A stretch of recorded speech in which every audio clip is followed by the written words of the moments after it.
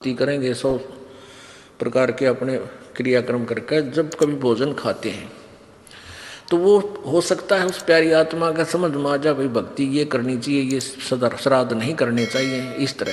तो कहते हैं हो सकता है उन ब्राह्मणों का भी कल्याण करवा दे। एक समय एक रानी थी, भक्त संत रविदास जी की शिष्या होगी वो। और जब तक वो संत रविदास जी कबीर परमात्मा के सर में नहीं आया था, यानी रहते थे साथ ही साथ वो, लेकिन परमात्मा ने भी उनको शरण में लिया नहीं था, क्योंकि रामानंद जी से उनको दीक्षा दिलाई थी। एक ब्राह्मण था और वो रविदास जी के पास गया और कहने लगा, रविदास जी चल गंगा में नहा के आते हैं। तो रविदास जी कहने लगे, भाई क्योंकि रामानंद जी को परमात्मा कबीर जी ने ये ज्ञान दे दिया था, तो रामानंद जी ने रविदास जी को वो ज्ञान जचा रखा था।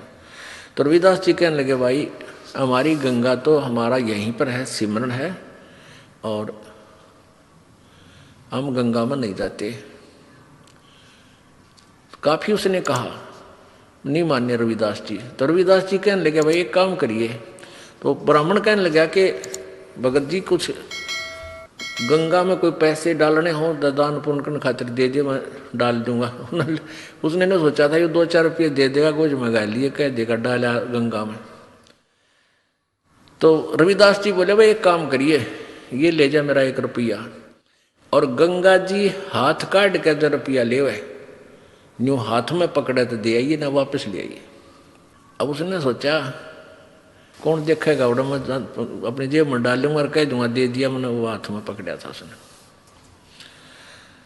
अब उसने जाकर एक बार तेने बोल दिया, हे गंगा मैया, भगत रविदास ने आपके लिए 1 रुपया भेजा है, न्यू क्या है हाथ में ग्रहण करे। एकदम हाथ निकला बाहर और ले लिया। दूसरे हाथ में क्या निकला, एक सोने का सुंदर कंगन, वो पंडित जी को दे दिया, और गंगा ने कहा ये उस परम संत को दे देना, सोने का कंगन। अब पंडित जी का गया बेईमाना, अगर भाई के बेरा फटेगा, रविदास जी ने ठगा ला जेब भीतरली में, और उसने आके राजा को दे दिया। अच्छे पीछे मिलेंगे। राजा ने अपनी रानी को दे दिया। रानी कहने लगी, इस आता एक और चाहिए, ये तो जोड़ा होता है। उसके कुछ पैसे दे दिए, जैसे भी 20, 30, 50 रुपये थे उस कंगन के, पहले महंगे सस्ते होते थे भाव। अब राजा नवबामण फिर बुलाया, पंडित जी बात सुन, एक और लिया, नितरा बकल तारांगे नहीं लिया था। क्यों? उसा कंगन उसने सारा सर पटक लिया, कितना नहीं पाया। वो जब दुखी हो लिया, अकीब जान बच्चा नहीं, रविदास जी के पास चले, शायद वो फिर 1 रुपया दे दे, मैं गंगा में दे आऊं और फिर वहां से मिलेगा मुझे। तो फिर रविदास जी के पास गया पंडित जी, कहने लगे, भगत जी आज तेरे हाथ में मेरे परिवार की जान है। राजा ने जब वो 1-2 बार नकारा कर दिया, जी और तो ना पाता, ने बोला रानी का आदेश है, या तो लिया, नहीं तेरे पूरे परिवार ने कोल्लू में पीड़ाएंगे। पहले ऐसे जुबान पर कानून होता था राजाओं का। अब वो बना डर गया, फिर आखिर में रविदास जी के चरणों में पड़ गया, रोए पड़ा। रविदास जी कहने लगे, क्या हो गया, क्या हो गया ऋषि जी, क्या बात है, क्यों रो रहे हो? नो बोला, जी जान बचा दो, आज आपके हाथ में मेरे परिवार का जीवन है। रविदास जी बोले, भाई कहानी बता क्या है? नो बोला, जी आपने जो वो रुपया दिया था वो मेरी जान का झाड़ हो गया। रविदास जी बोले, भाई कारण बता, मेरा रुपये का कह रहा है, पहले तू ये बता, वो रुपया मैया ने लिया कि नहीं तेरी ने बोला, जी मैया ने लिया, एक हाथ से रुपया पकड़ लिया, दूसरे हाथ से कंगन दे दिया सोने का। मेरे को आ गया लालच, मैंने दे दिया राजा को, उसने मेरे 150 रुपये दे दिए उसके, यानी उसमें 100 रुपये तो आजकल लाख रुपये के बराबर थे। अब उसने रानी को दे दिया, रानी ने जिद कर दी कि एक और चाहिए, तो जोड़ा होया करे। अब वो दूसरा मैं सारा सर पटक लिया, मुझे मिल नहीं रहा, राजा का आदेश से जो दूसरा नहीं लेकर आया था, मेरे पूरे परिवार को खत्म करेगा। ने बोला 1 रुपया और दे दे, मैं गंगा मैया ने देकर ले आऊँगा। ने बोला इससे वो जहाँ वो जूते बना रहा था ना रविदास जी, वहाँ एक कुंडा होता था पानी का, एक कुंडा सा पानी का होता था, जैसे डोंगा टाइप मिट्टी का, ज़मीन में गाड़ दिया करते, उसमें से डोरी गिल्ली रखते थे वह, और जूते गांठ बनाते थे ना उसमें गिल्ली बोरी, और उसमें वो चाम भी भे कर रखते थे, चमड़े को भिगो कर रखते थे। पहले जो ये चमार जो जूते बनाते थे, ये जीव हिंसा का किया हुआ चाम नहीं लेते थे।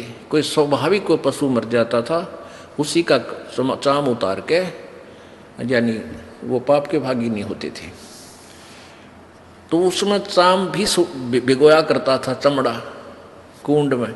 तो रविदास जी बोले इस कुंड में हाथ दे कर काट ले जितने कंगन चाहिए।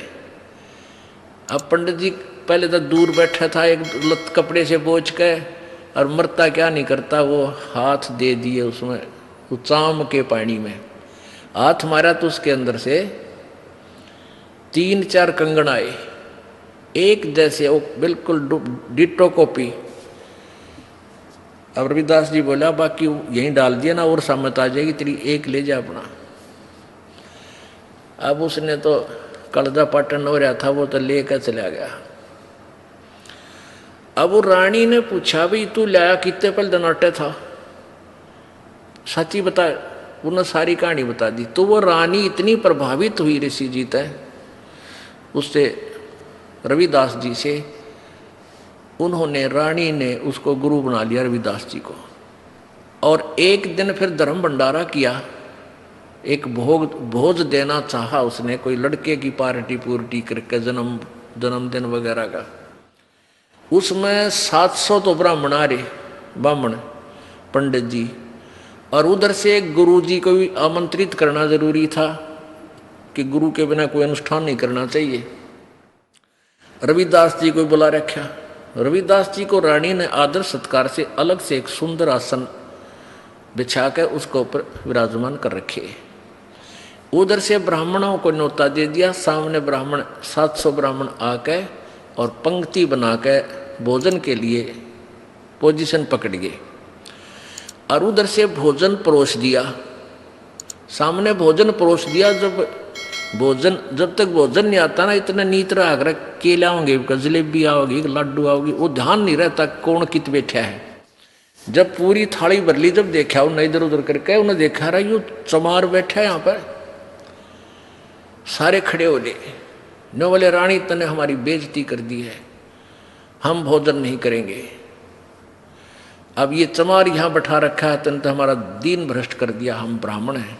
अब रानी कहने लगी ब्राह्मणों रोटी खानी है तो खा लो, ना मेरे गुरुजी तो यहीं बैठेंगे, ये नहीं उठेंगे यहाँ से।